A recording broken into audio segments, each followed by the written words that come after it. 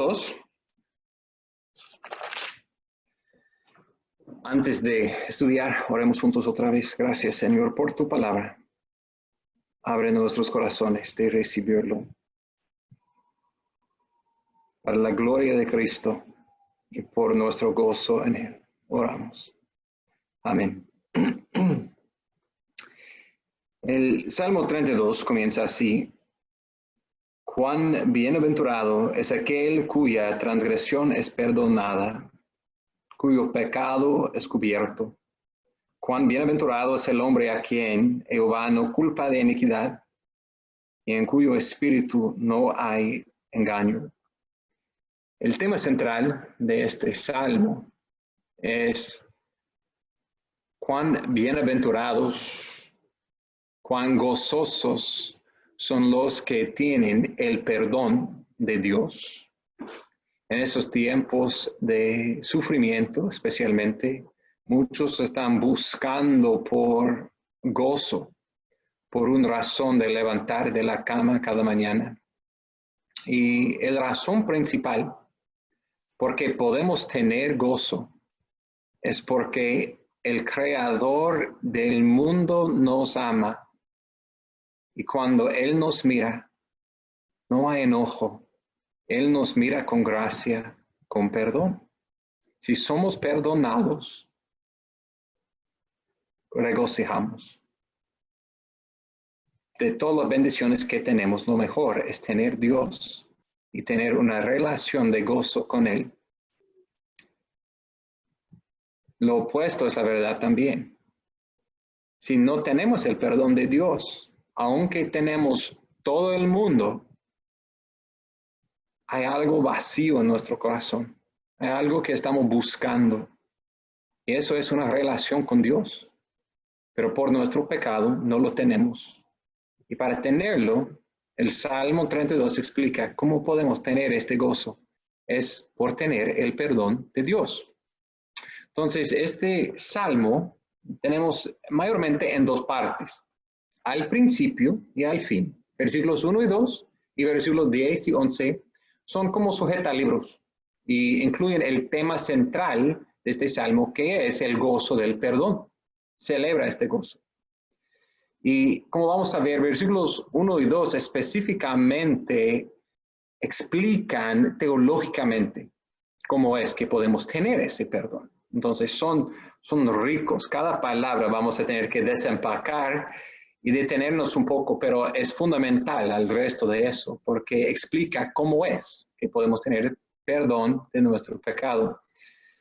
Versículos 3 hasta 9 son la historia, es más personal y explica del punto de vista de David su propio testimonio de caerse en pecado y callarse en pecado, de no querer compartir o confesar su pecado a Dios y el dolor que él experimentó durante esta época de su vida. Pero el Salmo cambia, la dirección de la vida de David cambia en versículo 5, cuando él confiesa su pecado al Señor, arrepiéntense de su pecado.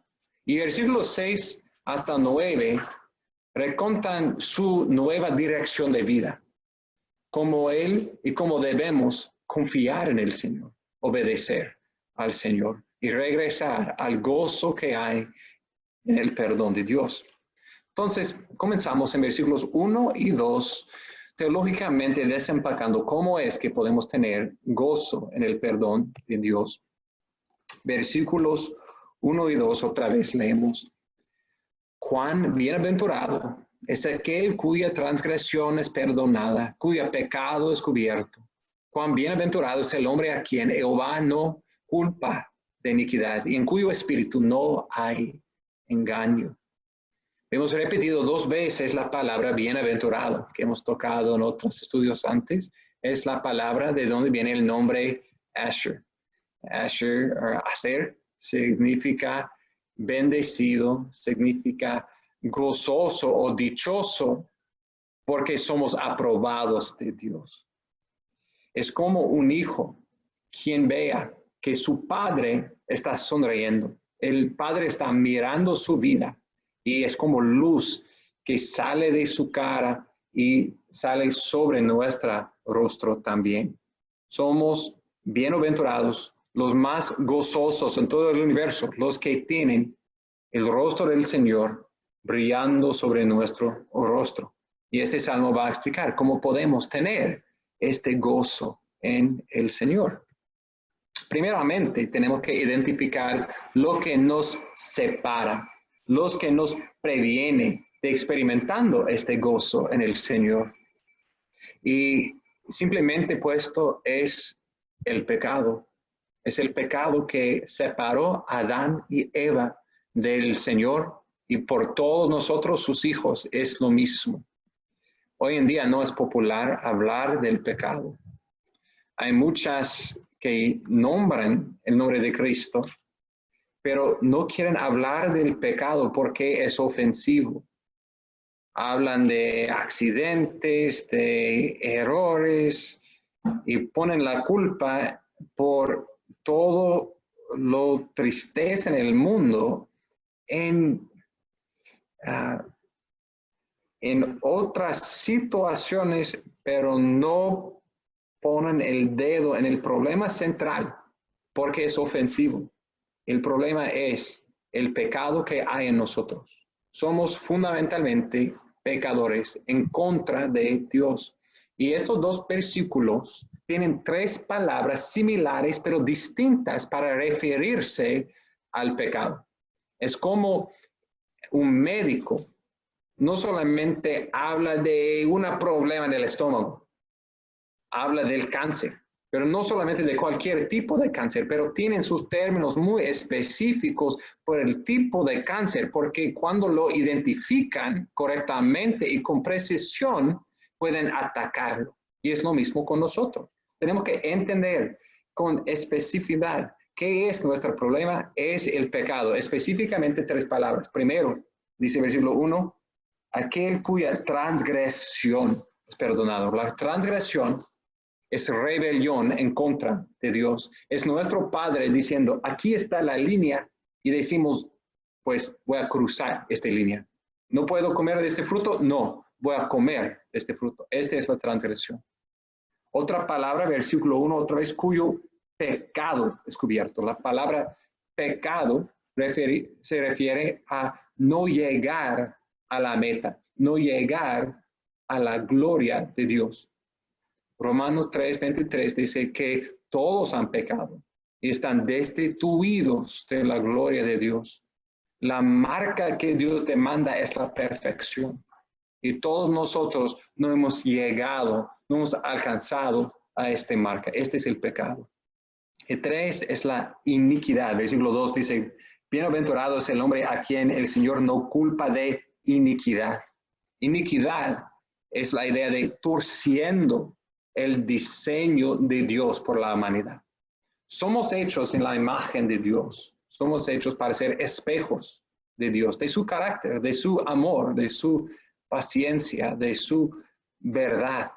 Pero hemos pecado, hemos cometido iniquidad, hemos distorsionado, torcido este diseño, diciendo algo bonito y hermoso, quién es el carácter de Dios, haciendo el feo, horrendo, iniquidad. Entonces, ¿qué es la solución? Si este es nuestro problema fundamental, ¿cómo podemos ser perdonados de esta transgresión, pecado, iniquidad que hay en nosotros y que hemos cometido? Estos mismos dos versículos, 1 y 2, explican tres aspectos de nuestra redención o nuestro perdón en Cristo. Hay muchísimas más que podíamos estudiar. Hay un libro escrito por John Piper que es intitulado 50 razones por qué Cristo vino para morir. Y la Biblia incluye muchas explicaciones, aspectos de la maravillosa obra de Cristo muriendo en la cruz por nosotros. Pero si alguien te preguntó, ¿por qué Cristo tenía que morir? ¿Qué sería tu respuesta? Es algo bueno de considerar, porque muchos dicen que creen que Jesús murió, pero no entienden por qué Cristo murió. Y estos dos versículos explican tres razones por qué Él murió y cómo compró perdón por nosotros. Primero, dice en versículo 1, bienaventurado es aquel cuya transgresión es perdonada. La palabra perdonada aquí literalmente es la palabra levantada. Bienaventurado cuya transgresión es levantada. La idea es que el pecado es como un peso sobre nosotros, una carga demasiado pesado. Y Dios el Poderoso ha levantado esa carga, ha puesto esta carga, esta transgresión sobre un otro para que somos ligeras, para que somos libres. Un ejemplo de eso encontramos, una sombra de Cristo encontramos es en Levítico 16, el día de expiación se llama. En ese día, parte del ceremonio fue tomando un macho cabrío y poniendo las manos sobre este animal. El sacerdote, representando todo el pueblo, confesaron los pecados del pueblo. Y poniendo sus manos sobre este animal, sobre su cabeza y confesando esos pecados, fue un símbolo de transfiriendo el pecado del pueblo sobre este animal. Y después de hacer eso, el animal fue expulsado al desierto. Corrió simbólicamente tomando la carga, levantando el pecado del pueblo y corriendo atrás. Y esta es la idea de lo que Jesús hizo por nosotros en la cruz. 1 Pedro 2, 24 dice que Él, es decir, Jesús mismo, llevó nuestros pecados en su cuerpo sobre la cruz.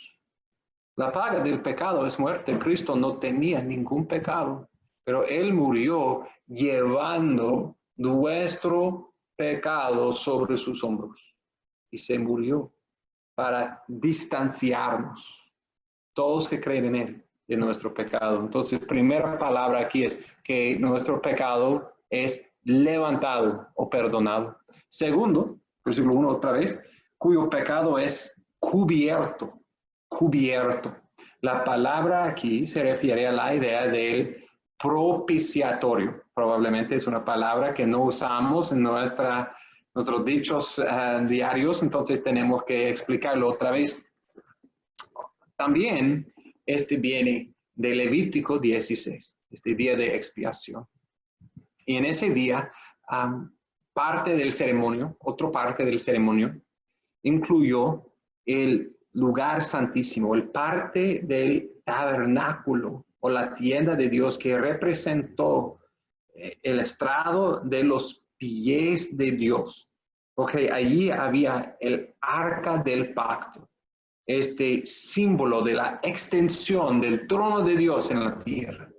Y en esta caja de oro había los dos tablas de la ley de Dios, los mandamientos de Dios, los 10 mandamientos, pero tristemente la nación de Israel, como nosotros, han roto esos mandamientos. Si rompemos uno, somos culpables de todos y la paga es muerte. Ellos merecieron y nosotros merecemos morir por desobedecer la ley de Dios. Este es el pecado de la transgresión. Pero encima de esta caja, encima de este arca, había una tabla de oro puro que fue llamado el propiciatorio. Y propiciado significa que uno es, en otras palabras, misericordioso, o su ira es satisfecho. Y esta mesa fue llamado, este cubierto fue llamado propiciatorio, porque Dios su ira fue cubierto con sangre. El sumo sacerdote entró una vez cada año y puso sangre encima y enfrente de este arca. Y poniendo esta sangre, cubriendo el arca con la sangre, Dios lo miró de los cielos, la ley que el pueblo han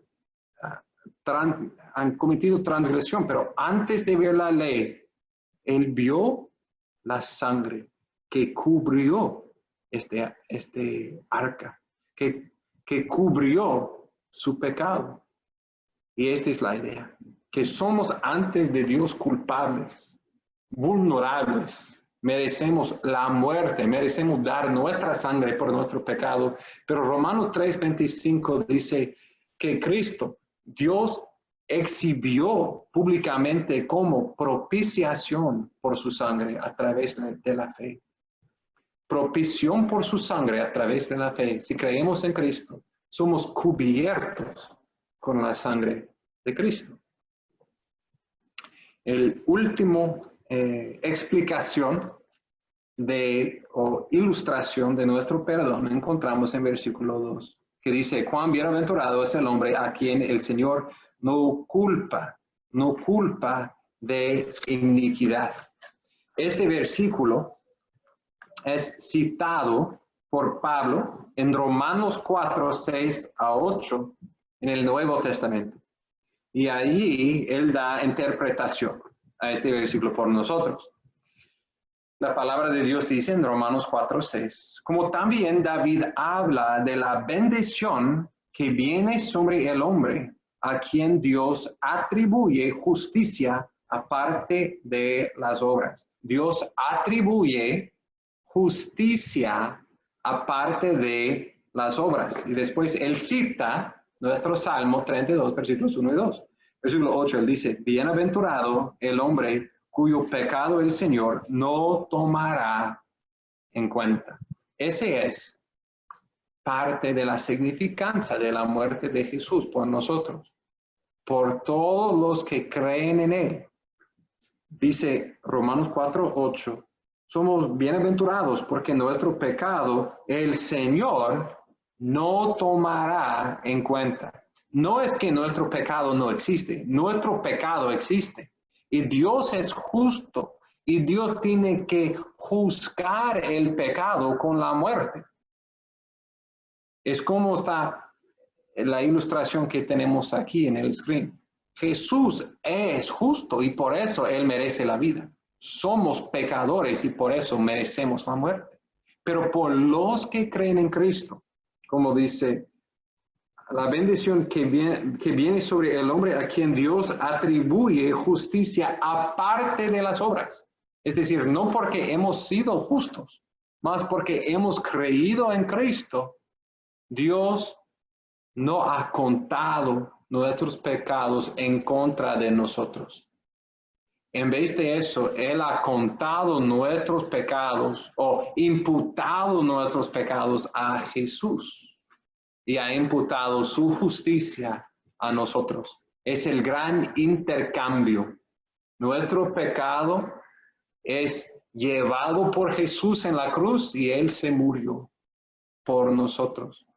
Y en vez de nuestro pecado, Dios imputó la justicia de Dios. Y su vida, su resurrección es nuestra resurrección. Este es nombrado la justificación, la declaración que los que creen en Cristo, nuestro pecado es borrado. Y en vez de eso, Dios nos vea como hijos perfectos, como Jesús, su Hijo. Entonces hemos visto tres definiciones del pecado: transgresión, pecado, iniquidad. Y hemos visto tres aspectos de perdón: cómo Dios lleva nuestro pecado por fe en Cristo, cómo Dios cubre nuestro pecado por fe en Cristo y cómo Dios borra nuestro pecado y nos imputa justicia por fe en Cristo.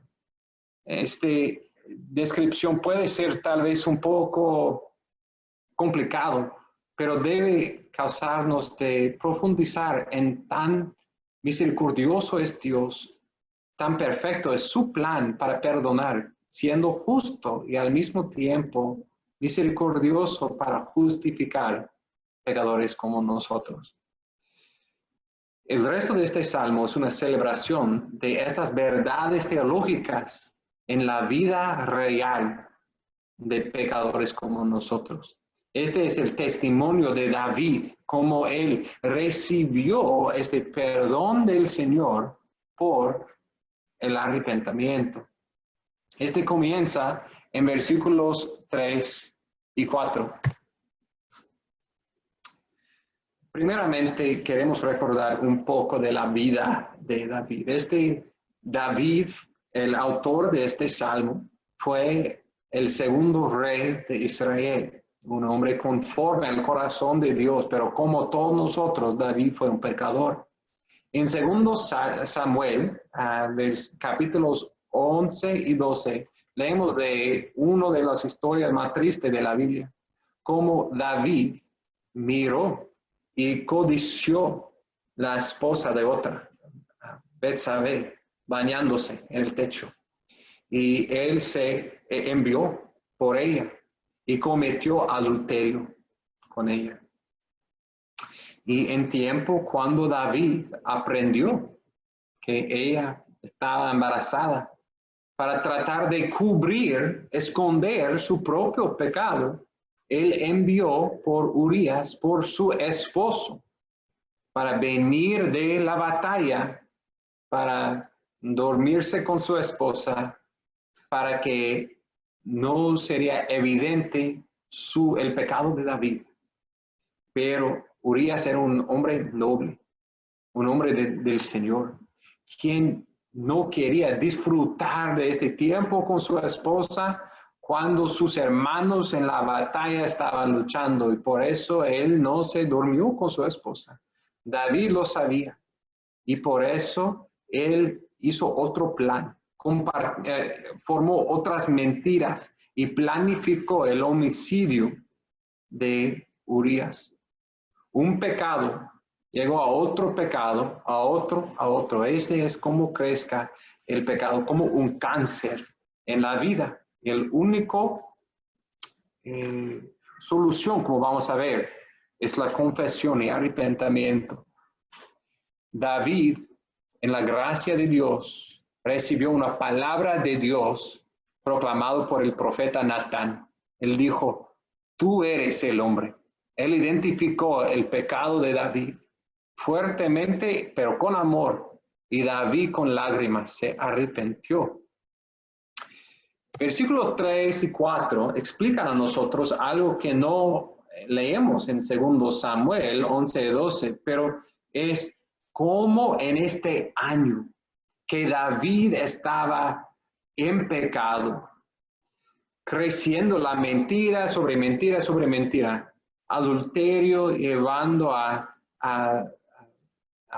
últimamente a homicidio. ¿Cómo fue su relación con el Señor durante ese tiempo? Durante este año, David estaba torturado interiormente por su pecado. Dice versículo 3 y 4, mientras caí en mi pecado, mi cuerpo se consumió con mi gemir durante todo el día, porque día y noche tu mano pesaba sobre mí, mi vitalidad se desvanecía con el calor del verano.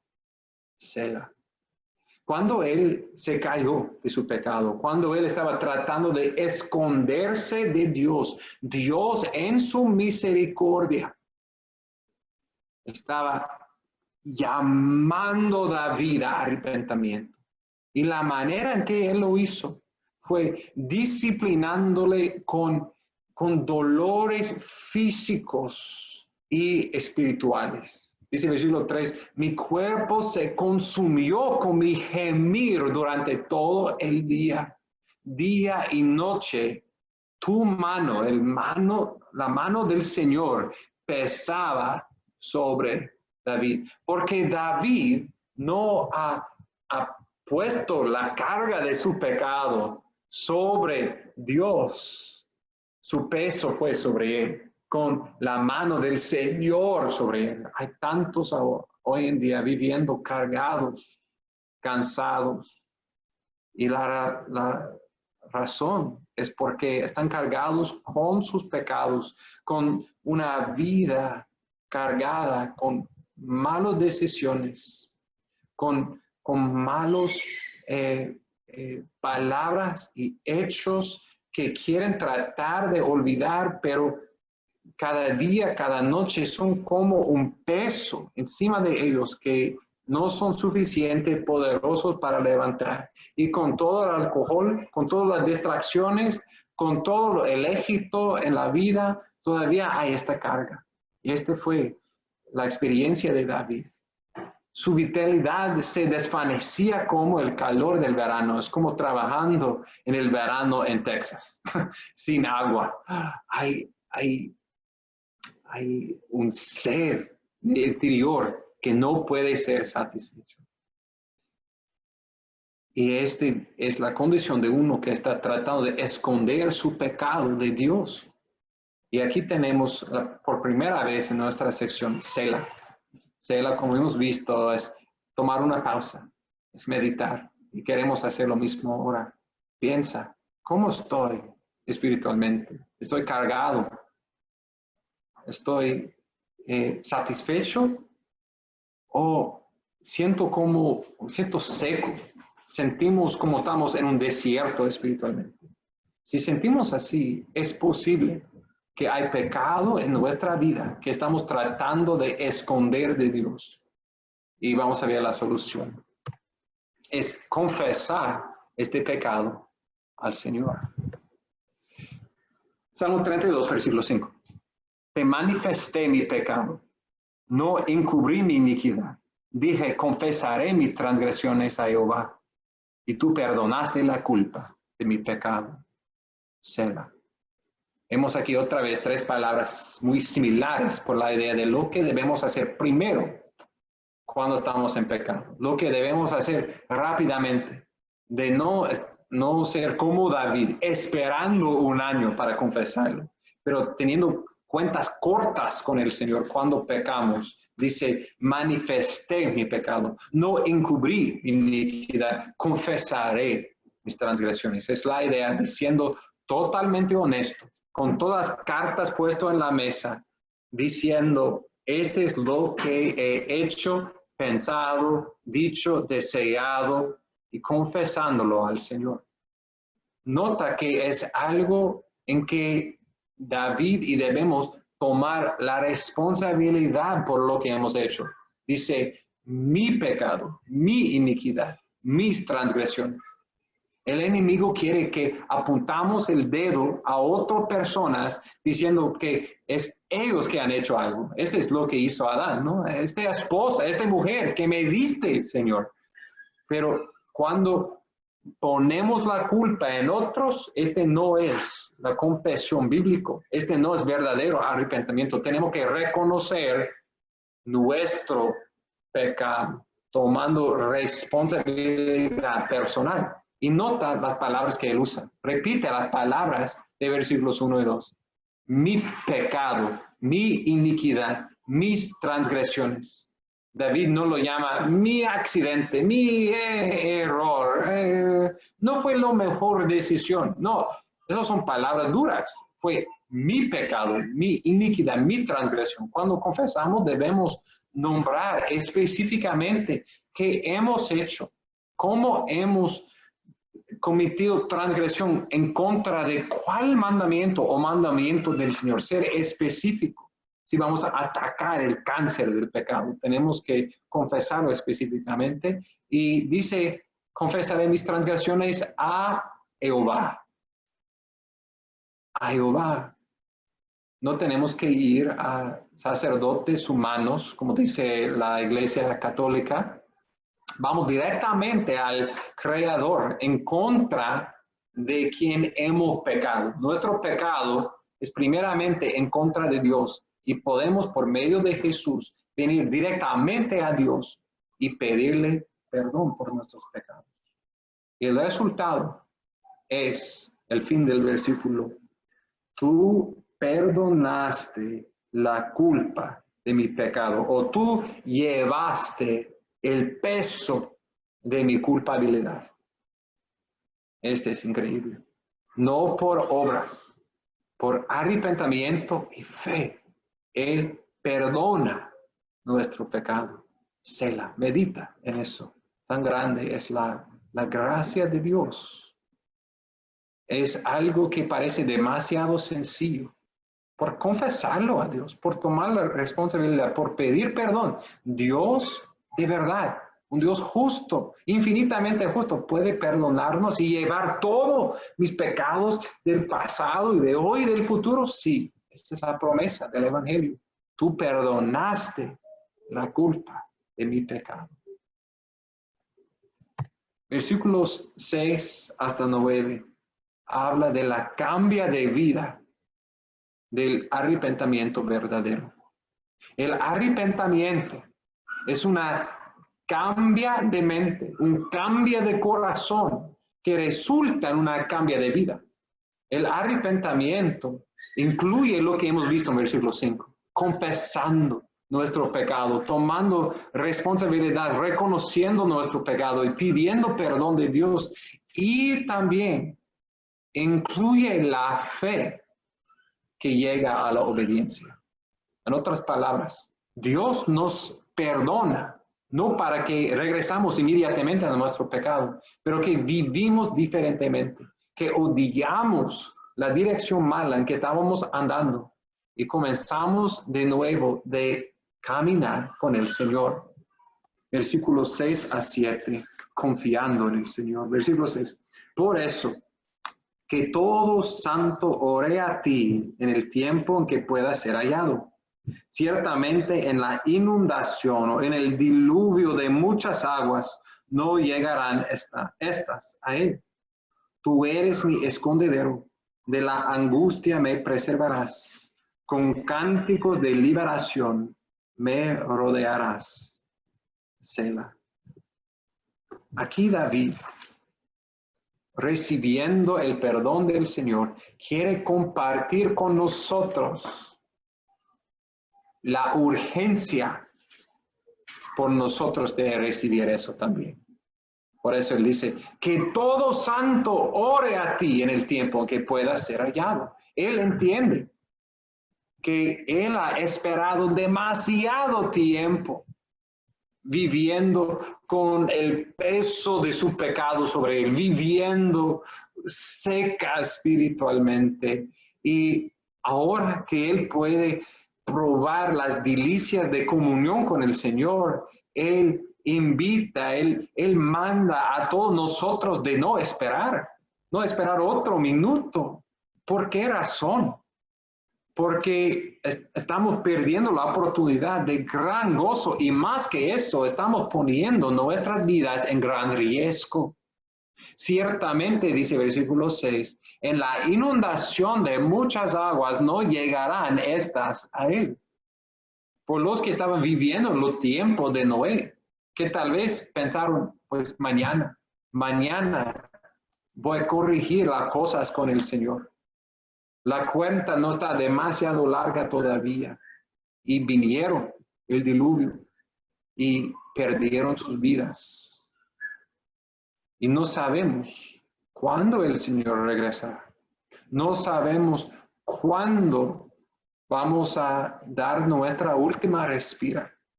Y seremos juzgados. Y será demasiado tarde. Entonces, Él está diciendo ahora. Hoy es el día de la salvación. ¿Y cómo podemos recibirlo? Versículo 7. Tú, Dios, eres mi escondedero con las diluvias que vienen, con las plagas y pandemia que viene, con todos los problemas de esta vida, en quién podemos escondernos y encontrar la seguridad. Y no solamente la seguridad, no solamente de la angustia, preservación, pero también cánticos de liberación, cánticos de salvación, es escondiéndonos por fe en Dios. David nos llama ahora de responder. Dice Selah. Él quiere que ellos nos continúen escuchando antes de que han considerado esta verdad. ¿Cómo es nuestra relación con el Señor ahora? Estamos en comunión con el Señor. Si el diluvio si el fuego viene ahora, si Jesús regresa ahora, estamos seguros, estamos confiando en Él, estamos cerca a Cristo, confiando solamente en Él. Él dice, medita en eso, estás seguro que estás confiando en Cristo. Versículos 8 y 9. Él nos ha salvado de nuestro pecado, no solamente para perdonarlos, para regresar, pero para caminar de nuevo con Dios, no como mulos, pero como hijos obedientes. Él dice, versículos 8 y 9, yo te haré saber y te enseñaré el camino en que debes andar. Te aconsejaré con mis ojos puestos en ti. No seáis como el caballo o como el mulo que no tienen entendimiento, cuyos arrellos incluyen bocado y freno para sujetarlos, porque si no, no se acercan a ti. En versículos 8 y 9, Dios habla. Dios da la promesa a David y a nosotros que han arrepentido del pecado, cómo Él va a guiarnos en nuevos caminos para que no regresamos a la vida anterior, para que no regresamos al pecado que nos ha separado de Dios. Él promete en versículo 8 que Él hablará a nosotros, Él enseñará a nosotros. Sus ojos están puestos en nosotros.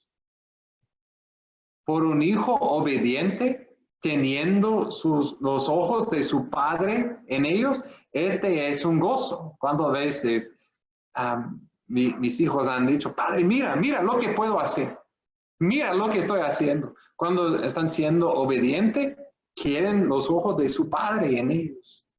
Pero cuando están desobedientes, no quieran que están mirando lo que están haciendo, quieren hacerlo en secreto. Pero lo que Dios quiere, lo que Dios promete por los que están arrepintiendo de su pecado, los que están buscando su rostro, es que sus ojos estarán en nosotros, su gozo brillando sobre nuestro rostro.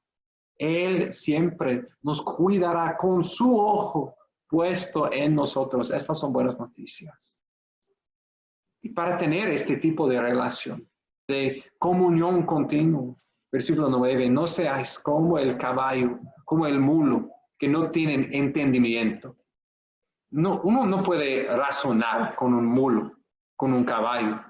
Tiene que disciplinarle, tiene que siempre estar guiándole, como dice, cuyos arrellos incluyen bocado y freno para sujetarlos, porque si no, no se acercan a ti. No queremos ser este tipo de animal que está siempre tratando de luchar en contra de Dios y sus buenos planes y su palabra. Queremos ser hijos obedientes que escuchan la palabra. ¿Y por qué tenemos el Espíritu Santo? Decimos, sí, Padre, quiero seguirte, quiero obedecerte. Quiero decir no a la tentación porque tus caminos son los mejores. Siempre nosotros tenemos la tentación y tristemente fallecemos en diferentes maneras. Y Dios nos disciplina, nos regresa al camino.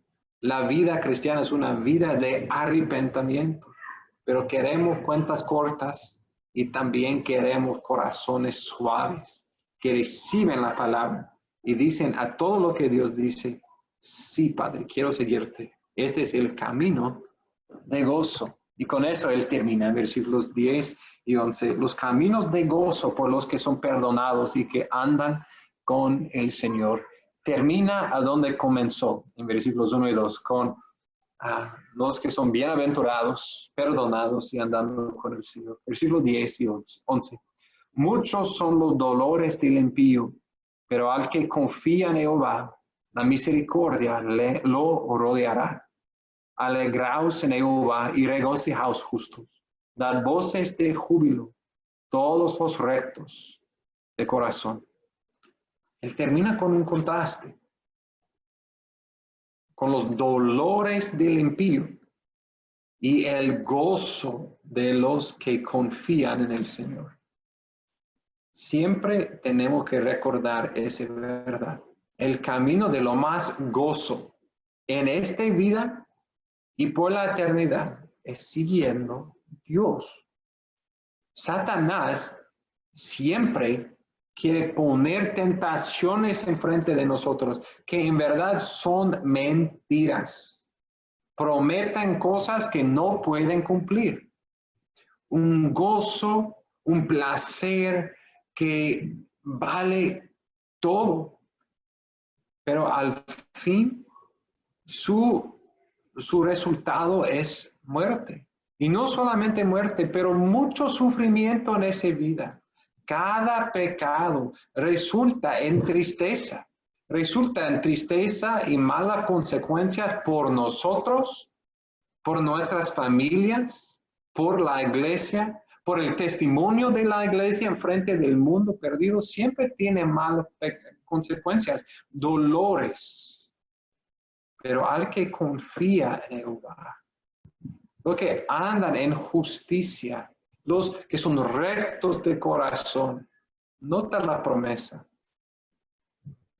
que el amor del pacto nos rodea, siendo como encirculado totalmente con el infinito amor de Dios por nosotros. Y en ese amor seguro hay gran gozo. Alegraos en Jehová, regocijaos justos, dad voces de júbilo. Termina con un coro de gozo, de alegría, cantando a Dios, encirculado, rodeado totalmente por un amor infinito, por los que han arrepentido de su pecado, que confían en Jehová y dicen no al pecado, los que andan en el camino de Cristo. Entonces, este salmo nos enseña tres cosas fundamentalmente. Primero, enseña lo que debemos hacer cuando hemos pecado. Claro, es lo que debemos hacer si nunca hemos confesado y arrepentido de nuestros pecados antes.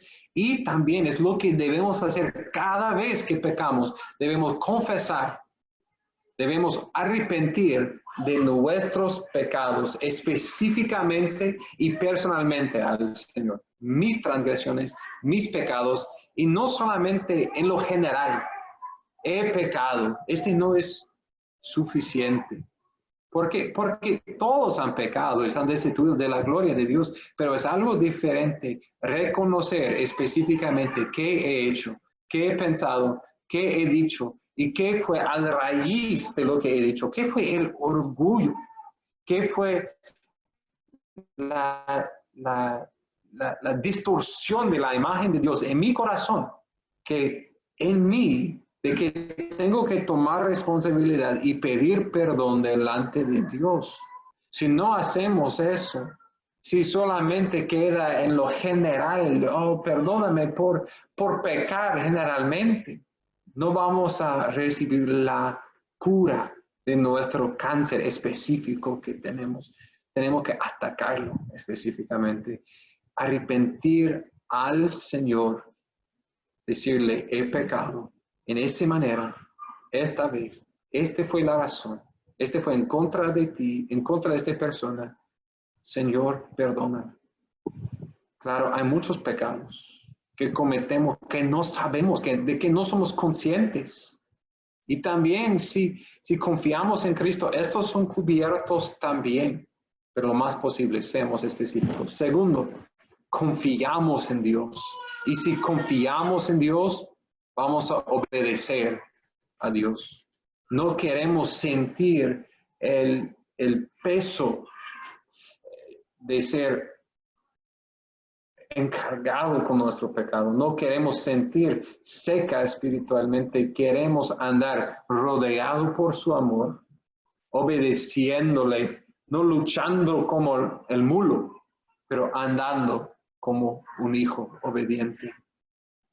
Y finalmente, regocijamos en el perdón de Dios. Hay hay muchas bendiciones que hemos recibido del Señor y que recibimos cada día que menospreciamos. Pero no creo que hay una bendición que menospreciamos menos que esta gran bendición que es el perdón de Dios. Es algo que si hemos sido cristianos por largo tiempo, es algo que menospreciamos, que pensamos, sí, pues yo sé que soy perdonado de Dios y olvidamos el gran costo que Dios pagó para perdonarnos. Y que no hay nada más importante en ese mundo, no hay un tesoro más rico que tener relación con Dios por el precio del perdón. Recuerdo la primera vez que mi corazón reconoció que fui un hijo perdonado de Dios. Estaba sentado en la cama de mis padres hablando con ellos y por primera vez este carga, este peso sobre mí, entendí, no lo tengo, soy perdonado, tengo una nueva relación con Dios que es eterno, soy perdonado y había un gran gozo, no podía hacer nada más que sonreír y adorar a Dios por lo que Él hizo. Y es este gozo que debe ser un fuente en nosotros que siempre está fluyendo de nosotros a otros, que pueden ver algo diferente en nosotros. Somos bienaventurados, somos gozosos porque aunque todo el mundo nos rechaza, aunque todo parece como es roto, es caótico, es afuera de nuestro control, y tal vez sí es, pero somos perdonados de Dios. Este es el don más grande que podemos como pecadores recibir. Oramos. Gracias, Jesucristo, por tu obra en la cruz, muriendo por pecadores como nosotros. Gracias, oh Señor, que tu sangre nos cubre y nos protege. Gracias, Señor, que llevaste el peso de nuestro pecado en la cruz.